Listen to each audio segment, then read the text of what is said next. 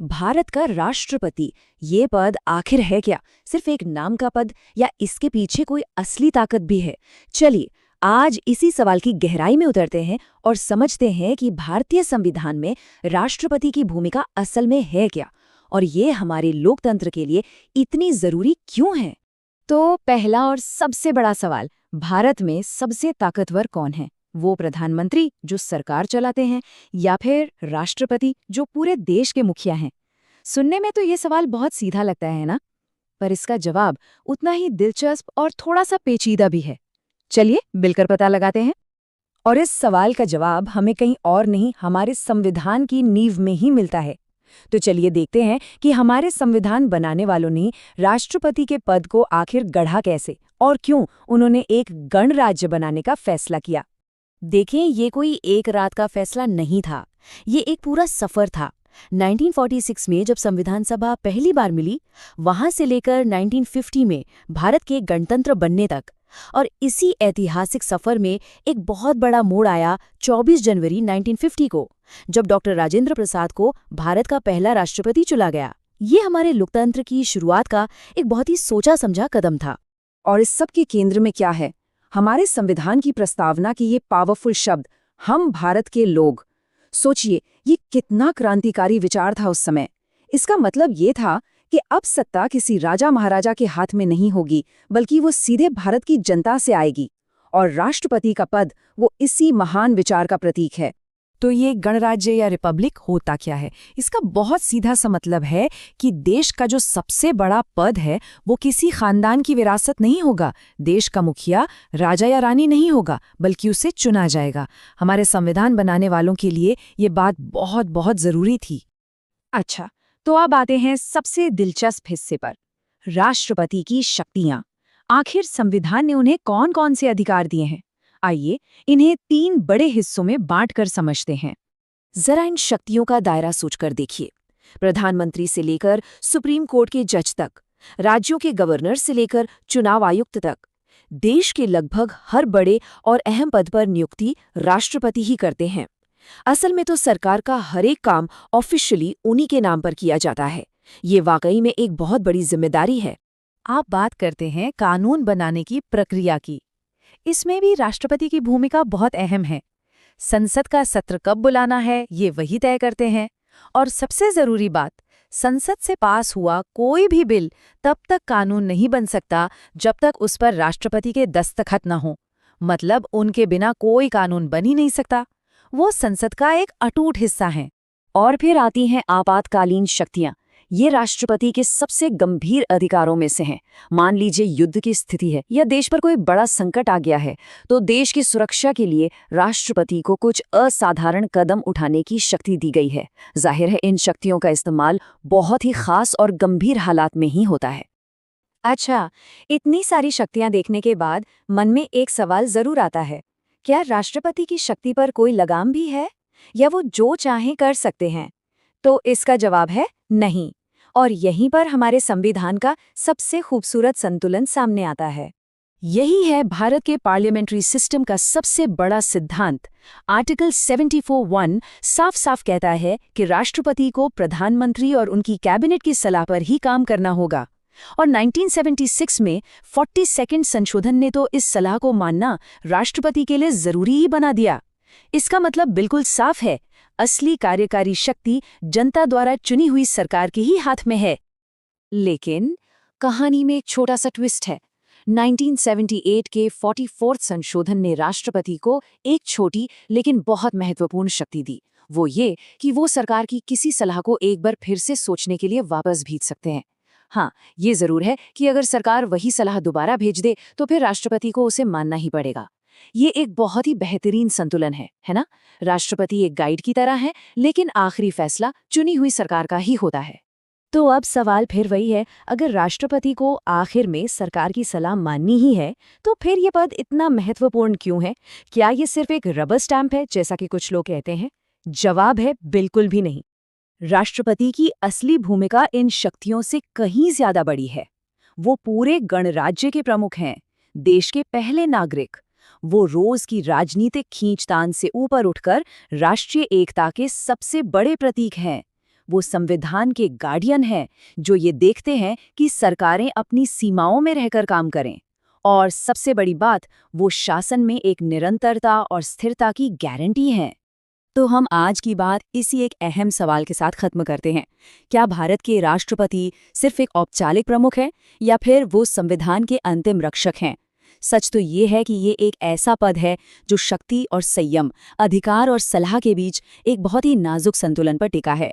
और यही संतुलन इसे हमारे लोकतंत्र में एक अनोखी और बेहद जरूरी भूमिका देता है। नमस्कार। चलिए आज भारत के दो सबसे ऊंचे पदों के बारे में बात करते हैं, राष्ट्रपति और उपराष्ट्रपति। आखिर क्यों हैं ये दो पद? इनकी शक्तियों का सफर कैसे तय हुआ है?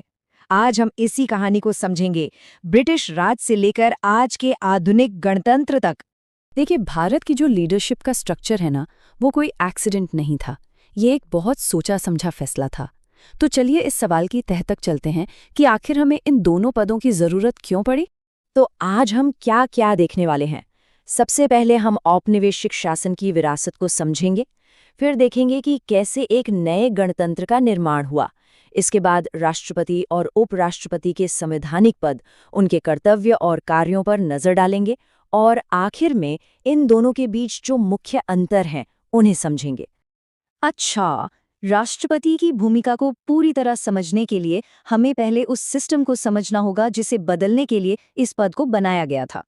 औपनिवेशिक भारत में सत्ता की संरचना को दो खास एक्ट्स ने आकार दिया। पहला 1773 का रेगुलेटिंग एक्ट और फिर 1858 का गवर्नमेंट ऑफ इंडिया एक्ट। इन दोनों ने धीरे धीरे सारी ताकत को एक ही जगह, एक ही व्यक्ति के हाथ में केंद्रित कर दिया। जी, 1858 का जो गवर्नमेंट ऑफ इंडिया एक्ट था, वो 1857 के विद्रोह के ठीक बाद आया। इसने ईस्ट इंडिया कंपनी का शासन खत्म कर दिया और सत्ता सीधे ब्रिटिश क्राउन को सौंप दी। इसी के साथ गवर्नर जनरल का पदनाम बदलकर वायसराय कर दिया गया। ये वायसराय ब्रिटिश क्राउन का सीधा प्रतिनिधि था, यानी सारी शाही ताकत का प्रतीक। तो यहाँ जो सबसे दिलचस्प बात है वो ये है कि ये सिस्टम एक ऐसी व्यवस्था को दिखाता है जहाँ सारी शक्ति, पूरी की पूरी ताकत एक ही व्यक्ति के पास थी। और यही वो चीज़ थी जिसे हमारे संविधान के निर्माताओं ने जड़ से बदलने का फैसला किया था। तो अब हम चलते हैं संविधान सभा की तरफ और देखते हैं कि कैसे इस केंद्रीकृत व्यवस्था को तोड़कर एक नई लोकतांत्रिक संरचना बनाई गई। ये बदलाव एक फलसफे का बदलाव था। संविधान सभा की पहली बैठक 9 दिसंबर 1946 को हुई। इसका लक्ष्य क्या था? एक संप्रभु लोकतांत्रिक गणराज्य के लिए संविधान बनाना। एक ऐसा संविधान जो सभी नागरिकों को न्याय, समानता और स्वतंत्रता की गारंटी दे। मतलब एक ऐसा संघीय ढांचा तैयार करना जहां केंद्र और राज्यों के बीच शक्तियों का सही संतुलन हो। ये लक्ष्य, उद्देश्य संकल्प में साफ तौर पर रखा गया था। इसमें कहा गया था, भारत को एक स्वतंत्र संप्रभु गणराज्य घोषित करना और उसके भविष्य के शासन के लिए एक संविधान तैयार करना।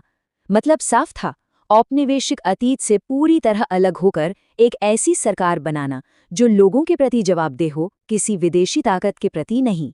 तो इस नई व्यवस्था में जो पहला पद बनाया गया वो था राष्ट्रपति का, यानी राष्ट्र का प्रमुख।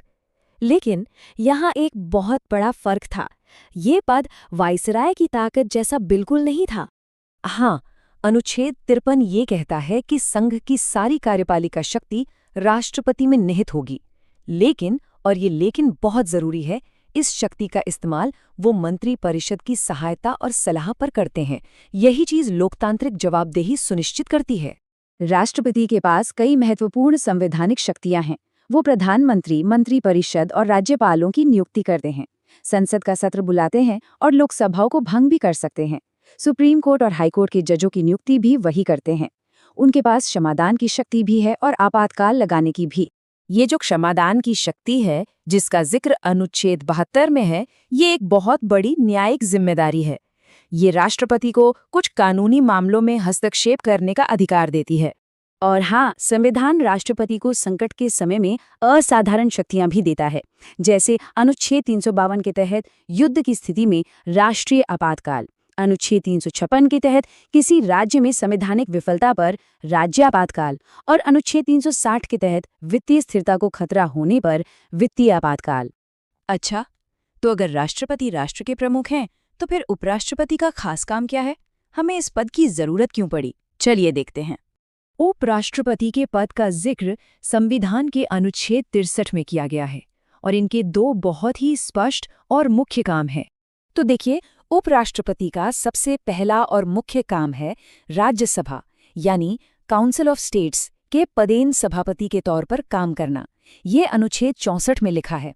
और दूसरा, अगर राष्ट्रपति का पद उनकी मृत्यु, इस्तीफे या हटाए जाने की वजह से खाली हो जाता है तो उपराष्ट्रपति ही राष्ट्रपति के तौर पर काम करते हैं। इससे नेतृत्व में कोई खालीपन नहीं आता। और ये उत्तराधिकार की लाइन बहुत स्पष्ट है। प्रेसिडेंशियल सक्सेशन एक्ट 1969 ये कहता है कि अगर राष्ट्रपति और उपराष्ट्रपति दोनों के पद एक साथ खाली हो जाएं तो भारत के मुख्य न्यायाधीश राष्ट्रपति के तौर पर काम करेंगे। ऐसा 1969 में हुआ भी था, जब चीफ जस्टिस हिदायतुल्लाह ने कार्यवाहक राष्ट्रपति का पद संभाला था। तो चलिए अब इन सब बातों को एक साथ रखकर इन दोनों उच्च पदों की आमने सामने तुलना करते हैं। ये टेबल इन दोनों पदों के बीच के फर्क को बिल्कुल साफ कर देती है। राष्ट्रपति राष्ट्र के प्रमुख है, जबकि उपराष्ट्रपति राज्यसभा के पदेन सभापति।